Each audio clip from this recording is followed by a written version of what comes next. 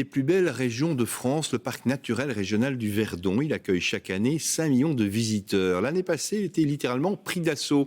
C'est donc une bonne nouvelle pour l'économie, mais une moins bonne nouvelle pour l'environnement. En quelque sorte, le Verdon craint quand même un peu le tourisme de masse. Reportage sur place, Cybèle Ceylan, Sandrine Lambotte et Arnaud Pilet.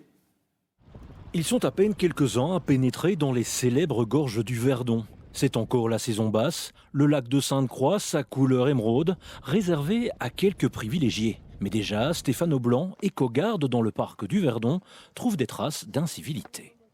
Vous voyez, ça fait des traces au sol qui restent, quoi. Donc c'est pas joli, quoi. Sur 10 cm, il n'y a plus rien qui vit, quoi. Feux illégaux, mais aussi des déchets, voire des sacs poubelles abandonnés par des campeurs, pas toujours au fait de la réglementation. Sur Internet, on peut lire tout un peu n'importe quoi, donc on ne sait jamais trop à quoi se fier. Donc que quelqu'un du parc vienne expliquer vraiment, sans pour autant verbaliser, c'est appréciable aussi.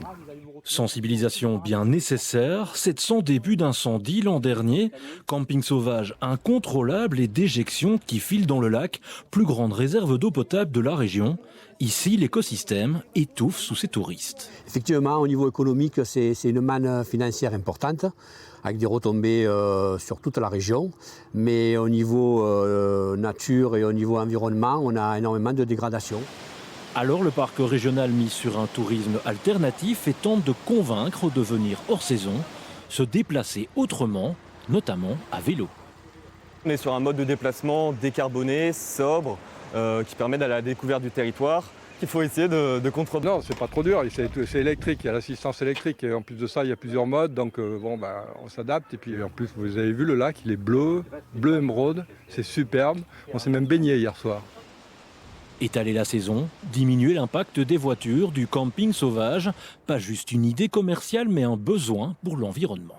Alors honnêtement, on espère que ça va se calmer, quoi, que ce phénomène de surfréquentation va baisser après ce déconfinement. J'espère qu'on ne va pas se retrouver sur des années comme l'an dernier tout le temps, sinon ça ne sera pas vivable.